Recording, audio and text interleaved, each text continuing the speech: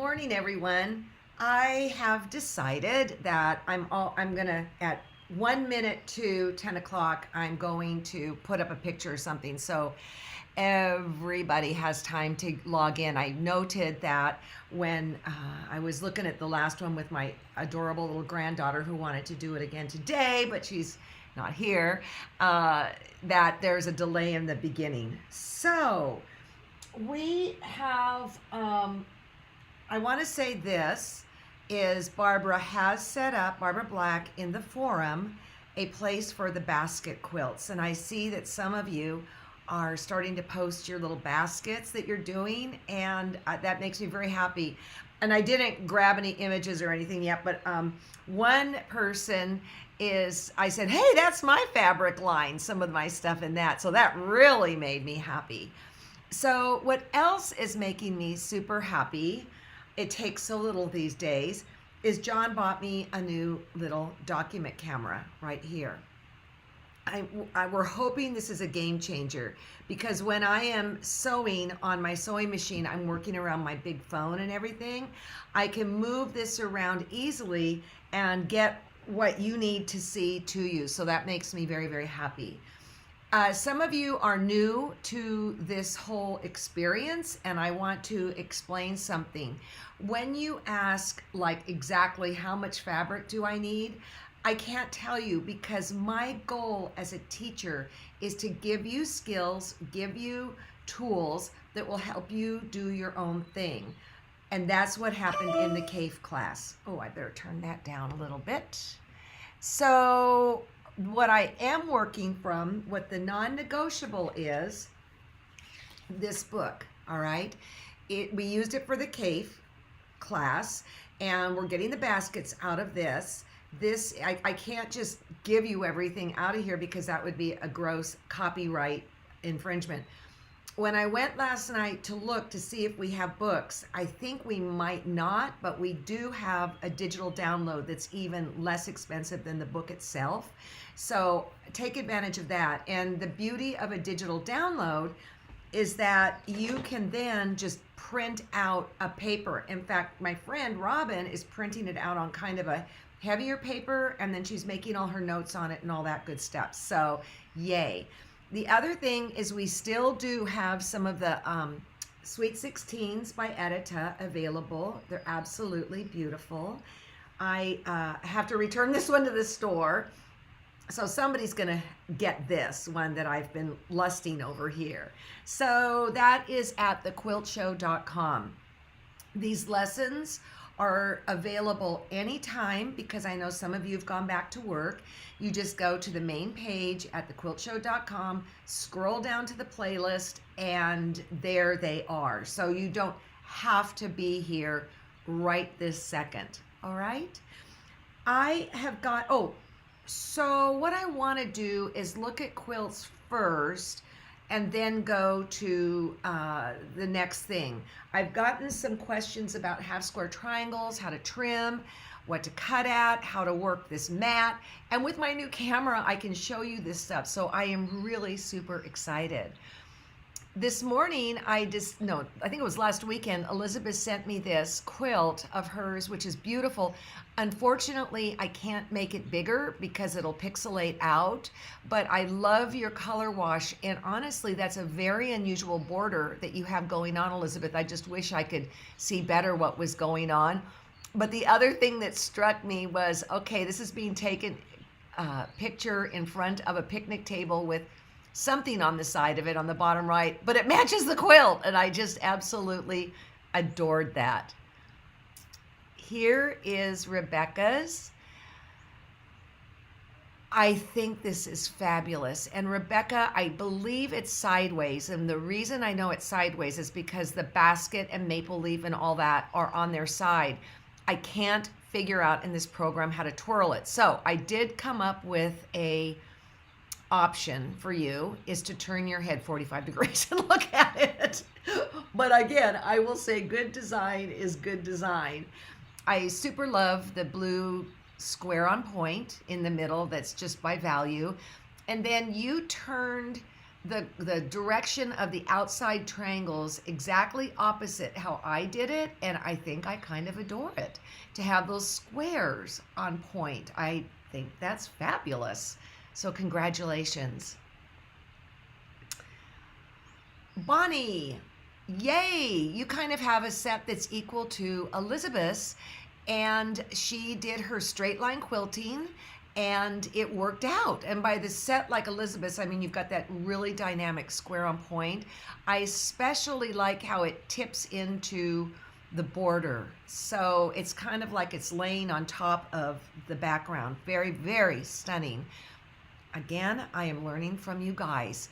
So also Elizabeth or Bonnie said that this is the first time she's, not first, but you know, she tried straight line quilting. Looks like you nailed it. And I'll tell you what else, Bonnie, I'm super glad that you did it on, not on bias, but no, this one's right side up, vertically. Because then it's just not that hard to goof up. Love it. And I'll bet as you divided and conquered too. Catadoyle. This is magnificent. Again, it's on its side. Cock your head. But I want you guys to really pay attention to what was done in the border. This is a fabulous set. It is made of a large half square triangle, and then my guess is the two smaller ones might be quarter square triangles, because you would want the white to end up on straighted grain on the outside edge. I have not yet enjoyed making this border, but this particular quilt is certainly inspiring me to think about it. Okay, and then we've got Jan. It's fabulous. Absolutely fabulous. But then, Jan, I have to tell you, I'm cutting and pasting it and I'm putting it in here, and all of a sudden I go, oh my gosh, there's little houses. Look at those little houses on the outside border. Okay, can it just get any cuter than that? And so appropriate that we're all stuck in our houses. And it also looks like you used batiks for the most part, maybe for the whole part. No, I think there's some things in there that aren't batiks. But that's the beauty of these sort of quilts, you guys, is that you can make it your own. Now, I will tell you, I'm working on the next project already, and that one will be more like a paint by numbers, because, well, I'm not going to tell you yet. And you'll be working with your stash, because it's something I just came up with, and we can't really help you get what you need to get in time. Also, we are moving, not John and me, we are moving from Alden Lane with big alligator tears. We have simply outgrown the space. It makes me sad beyond measure, but October is going to be kind of a hairy month for us because we get the place in November 1st. So even if I wanted to do something to get a bundle for you, can't do it. Okay, John's in here. Captain John says, when local quilt shows come back, you have to enter these quilts. Pinky swear? Yeah, because I just think these are fabulous. So let me go to the next image and see what it is. Even though I just did this, I always surprise myself. I think we just looked at Jan's, yeah. I needed these smiles this morning, and that is all I'm going to say. How was the play, Mrs. Lincoln? So what we're doing is basket C. Oh yeah, before we get started, I want to do a little primer on how to cut things and how to sew them again, meaning the beloved half square triangle. So let me get rid of this and let me go to my new little camera. Okay, come on, little camera. Document camera. Okay, now it has a light I can turn on. Oh, I just turned it off. And this is what I printed out. I love this thing. I love it. Look at this, you guys. I'm going to try and not make you seasick, but okay, let's just show you what I'm going to be able to do. Yes, ma'am. So I'm going to be able to show you pinning and all of that, which that is involved today. Oh, where will we be moving, Ronnie? We're going to be moving out by the airport. if you're familiar, there's a, it's, I think on Armstrong or something like that. I mean, we're still in town. It's out where Jennifer Tate's law offices are, and there's, I mean, it was a miracle because we've kind of been halfway looking, and we fell onto it. So, okay, let's take a look at this block, which is what we are making today. And I want to talk about how you cut things. So I need my recipe book too. We are doing it is on page 22. All right, page 22, and it's number 10, basket C. Come on, people. Could we not have come up with a better name than that?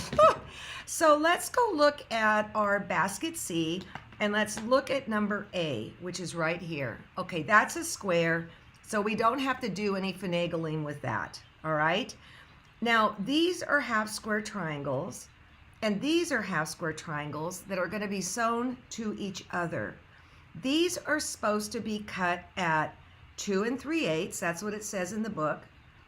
These I'm going to cut at 3 inches, and then I'm going to trim down.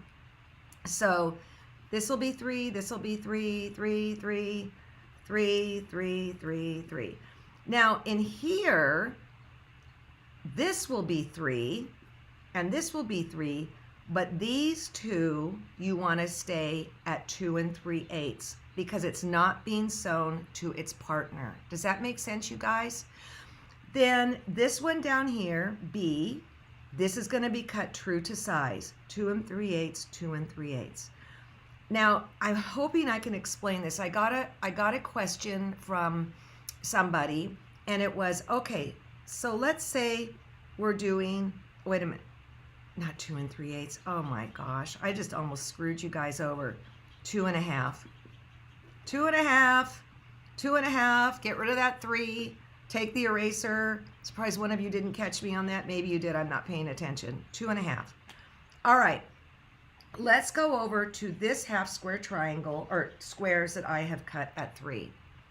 Let me see if I can do this. All right. I got a question of how do you square up, and it was all this kind of math that honestly was shaking me up a little bit.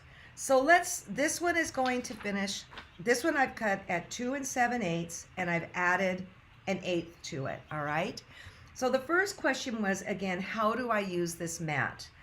Right up here, I'm going to take my presser foot, and it's gonna come down right on the side there. And then down here, I'm going to follow this line and sew in.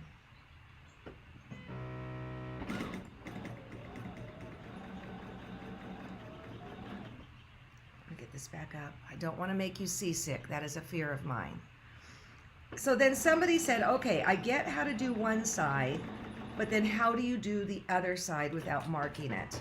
I couldn't really show you the other day because I didn't have this camera. So I've turned it around, and then I'm going to take this edge here, and I'm going to put it right up there. Again, down at the bottom, let me get going. Pay attention. This is where I'm watching. And then come to the edge, okay? So that's how you do both sides. I love you, little camera. Then I'm going to cut it corner to corner. So let's go over here, and I'm going to iron it. So if this was at 2 7/8, I know the finished half square triangle is going to finish at 2. So if it's plus 7/8, 2 7/8 is going to finish at 2. I chose to round it up to 3. The person that asked me was asking me math things, and I couldn't figure it out the way she was asking me. So let me cut this up here. I think this little document camera is a winner. Let me bring this up just a little bit. Sorry, you guys. I'm going to have to learn how to finesse this a little bit better, all right? So I'm going to go press it, and then I'll be right back. So if I want this half square triangle to finish at 2, what do I want this rawness to be at? I'm going to want this rawness to be at 2.5. All right. So that's what I'm going to take my little measuring stick. I'm going to do this side. Let me see. Am I still in frame? Okay. So this is has a little extra 1/2 inch here. Oh, whoops, it's upside down. That does not work on Quilters Select rulers because they will slip. So what I'm going to be cutting this at, or trimming this at, is 2.5, and then it will finish at 2. So when you have 7/8, 3 7/8, it will finish at 3. 2 7/8, it will finish at 2, and so forth. And then whether you round up the 1/8 of an inch is your choice. I would like to say, okay, what size block are we doing? Let me get back to that in a moment. What I would like to say is that on Barbara Black's blog, and Barbara, I'm pretty sure you're listening, put the name of it there. She has a thing on math for beginners, and I hate to even use that word, all right? So what we're going to be doing today, let's take a look at this, is basket C. It is very similar to cake stand that we did on Monday. Very, very similar. What you can see here is that it has a belly in it that's a little more complex than the cake stand that's on the left-hand side. So we're doing basket C, and I have pre-pieced some of it because we don't need to go through everything to get to where we are working in the center. If you have missed Monday, I recommend you go back and watch the teaching part on Monday, and then we go from there. So let me get rid of these guys and get this over here. I hope that made sense. I'm not here to confuse. Okay, let's see, little document camera. It's my new toy. Let's see what happens. I mean, you can even like make it go, I can clear it up and get, so, okay, I want to get this over here. Wait, am I going the wrong way? No, I'm going here. Got to take it up more. Sorry, you guys are my, my guinea pigs. Now look at this. Okay, it's blurry. Okay. There, brought it in. Yay. All right, so I've pieced this outside edge, and I've pieced this outside edge. On this one, I did round up to 2.5. Okay, oh, and the finished size is 6 inches that I'm doing, but remember, you can do anything you want. So now I've got this all ready to go. I've got to sew on this here, and then this here. So let me go sew. Pinning is the big deal on this, and when it's time to pin, I'll move the camera. And again, it's a new toy for me. The name is Swan, if you're at all interested. It seems to be pretty good.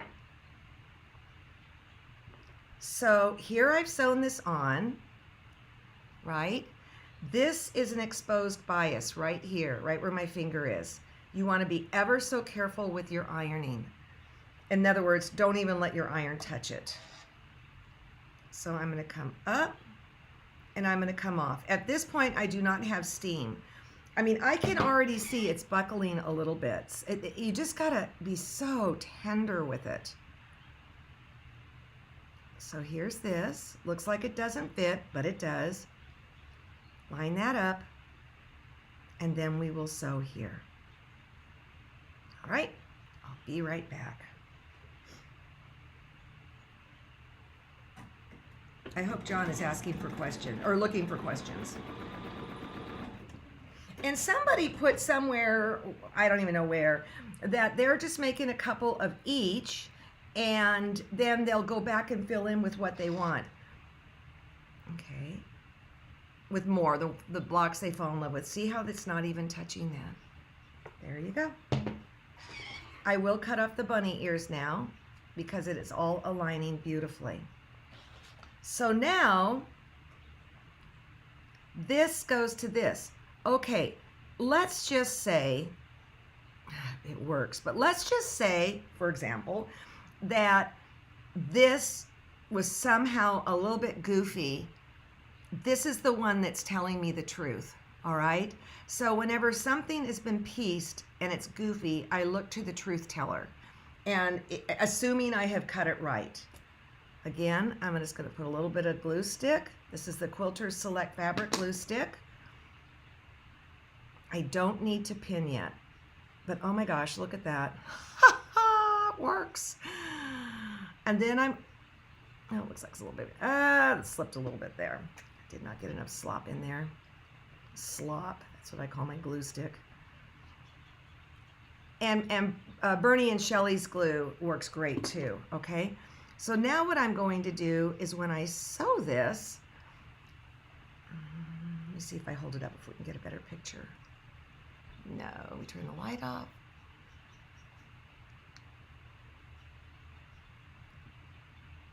Okay.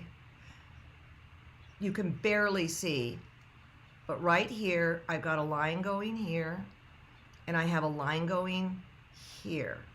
When I sew, so it's crossed right there. When I sew, I'm gonna sew one hair to the raw edge, just one hair. I'm using my Super Uber 80 weight thread on my bobbin and my 60 weight on top, so there's not any sort of finagling really having to go on, other than if I go straight across it, there's a lot of layers here. And so when I go to press it like this, I've got to deal with all these layers. Okay, so I'm gonna go back, and I'm gonna have to learn how to not fiddle with this too much, because that's not fair to you guys. All right, so let me go sew. That little dab will do ya. And I'm using the 1/4 inch seam line on my mat, on this Sew Steady mat. Kristen's working on getting more. What we're gonna have to do at this point is orange. They'll be a little bit smaller. If your Sew Steady is a little too big, like you're working on a smaller machine, just don't feel bad about cutting part of it off. Okay. Yeah, that's just the way I like it. So let me press this. I'm gonna press this way because this seam is winning. If I press this way, I'm gonna get this weird lump. So much pinning has two things. It's which side's gonna win, and then also you hopefully get seams in opposite directions. That's what you hope. Okay, so now, because all the biases are sewn up, you can go to town. I always press with the right side up unless I'm pressing seams open. All right. Oh, this is going to be super cute. And if you actually look at the instructions in the book, I am forcing in more colors than what is reflected in the book, and that's just fun. So I'm going to sew this to this, and these points have to exactly line up. So that is my pinning method that I have used forever and ever. So what I'm going to do is try, and I've got to pull this my way a little bit. Sorry guys. Oh, I'm wearing shorts today. Isn't that nice? So here's, yeah, it's going to be like 100 in a million here. So what I do is I like my extra fine glass head pins, my Mantra. There's nothing wrong with this long one, but to me, it's just too much. It's too much of a pin. So what I'm going to do is I'm going to come in the back side here. Uh-oh, I can't see where the point is. I can't see. Like on this end, I can see. So what I'm going to do is I'm going to guess. I'm going to look on this side and see that the pin is coming exactly through that spot. That was a good guess. Maybe I've done this before. Okay, let's recheck. I'm trying to get, So then I'm going to come in on this side. There we go. And actually, I like doing this with long pants on better because I can kind of pin down into my lap. So see that little point where I'm going to go? Right there? I'm going to go right in there. I'm going to squish it together, and I don't have to be gentle because I've got no biases are exposed here. So then I'm going to drop a pin on the top of it, the bottom of it. That pin looks fat. Go bye-bye. And the other thing I want to note, oh wait, I'm going to open it up. Yeah, see, that's great. I want to note that these pins are going underneath the seam allowance exactly where I will be sewing. I find when I'm teaching in person, people are pinning out in Kingdom Come, and you don't want to do that. But now wait a minute, we have something else we have to line up here. We have to line this up, okay? Right here.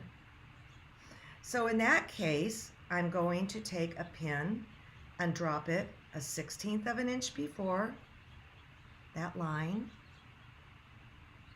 and a 1/16 of an inch after. And then I'm going to go check that one.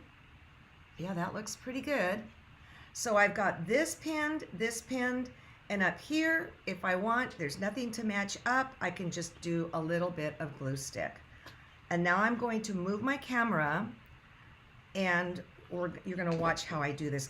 This is when I was so excited I couldn't stand it. I'm trying to cover it so I don't make you seasick. Look at that. Okay, now the blur button. Oh, yes! Yes! Yes! Are you as excited as me? Oh my gosh! All right, so here is my 1/4 inch line on my Sew Steady mat. It lines exactly up to the line on my Bernina throat plate. The other thing is, guys, and I say this over and over, if you have a fancy machine and this is wider than 5 millimeters, I believe on mine it's 10, and a lot of other machines it's 7. You've got to get yourself this thing, okay? You just do a single hole throat plate, because if you've got that wide opening there, people, it is going to just eat it up. And I know on the Bernina, I think it's about $100 or whatever, and your machine might come with it. I'm going to say that too. All right. Today I am using a 97 foot. I'm not going to bother back stitching. I'm not so much looking up here, believe it or not. I'm not so much looking up here. I'm looking here, and I'm looking down here. See that line? Oh, I know John's really happy. He got this as kind of a surprise for me. Okay, so this pin now down here, oh, I'm not quite in frame yet, is still hanging there. See how it's still hanging there? Some people teach you to pull it out. Oh, I don't like that. There we go. To pull it out now. I like to leave it in. Don't you do that. See, it's still in.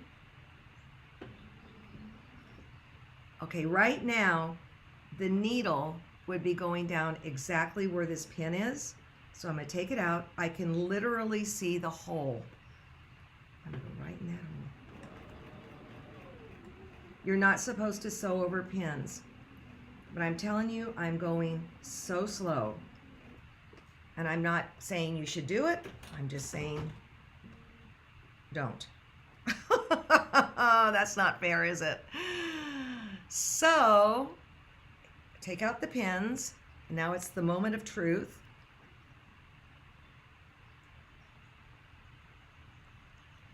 Well, I'll take it. How about you?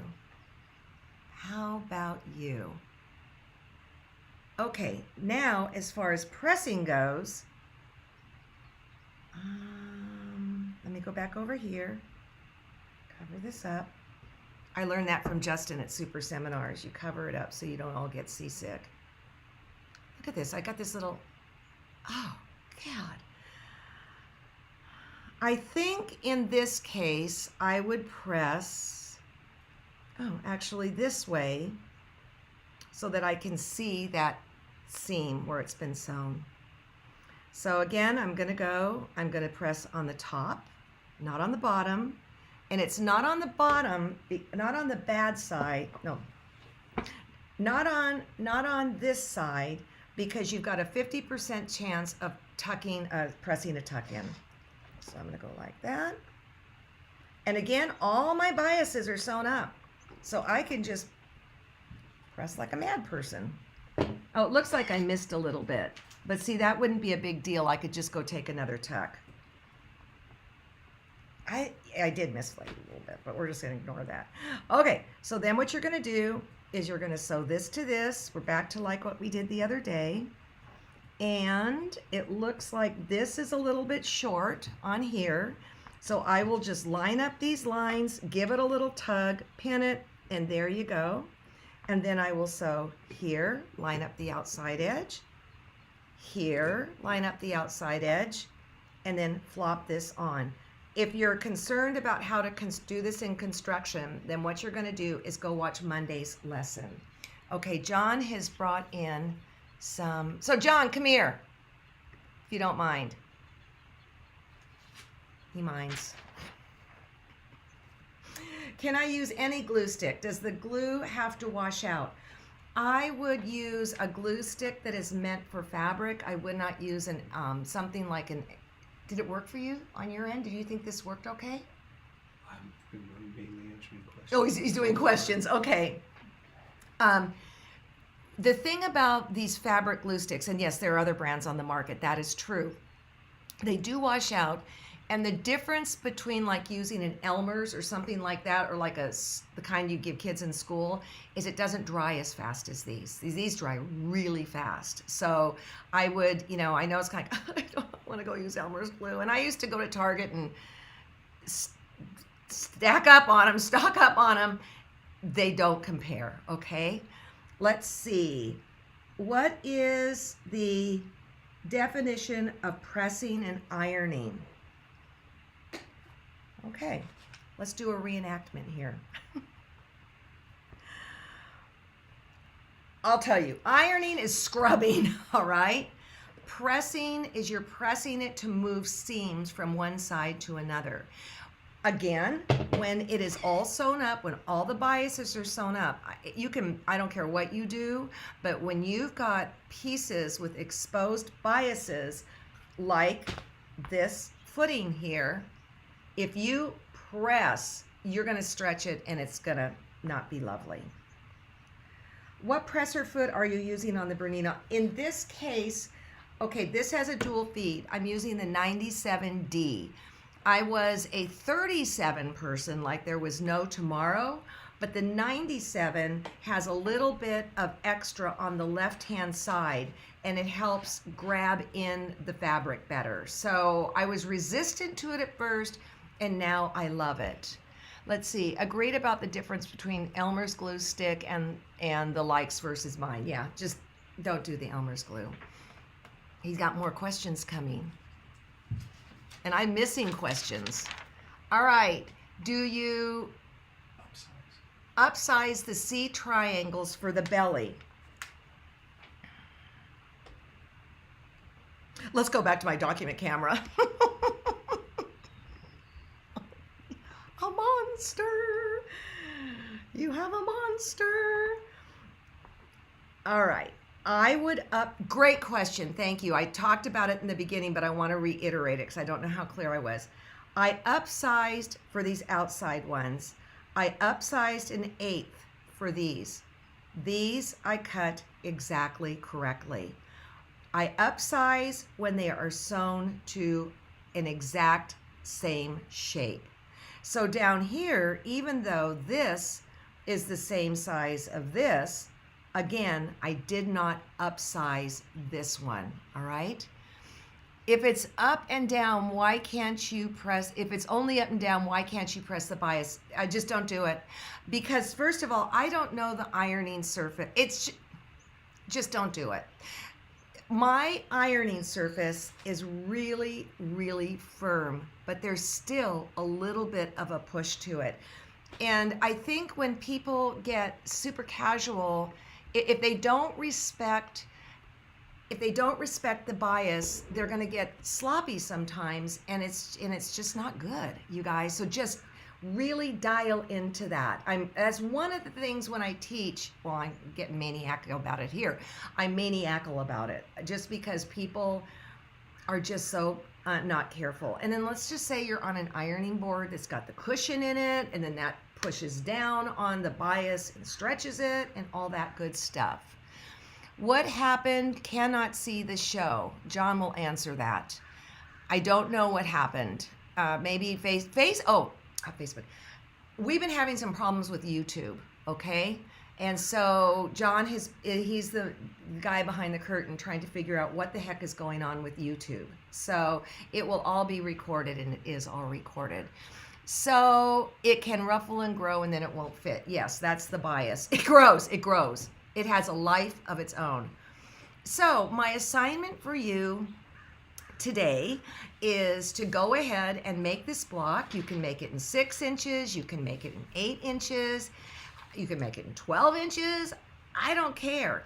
Also, remember that I did it with a dark background in my quilt. So you can start fiddling with things like that. I am a teacher. Again, the next project, you're going to kind of be sticking to a plan, and it's going to be for the holidays.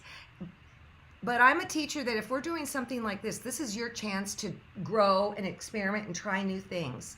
So Lizzie, okay, so it is, John, I guess on Sunday, the Ricky show with Lizzie Albright is a free show for everybody, so you're not going to want to miss that. But I will tell you this right now. Right now we still have the COVID special going on at $19.95. Oh, please let the COVID thing end. But I'm not going to end it. I mean, I've got some plans for us. I love our, I'm calling it kind of a virtual guild. I love us. And it's $19.95 for 6 months.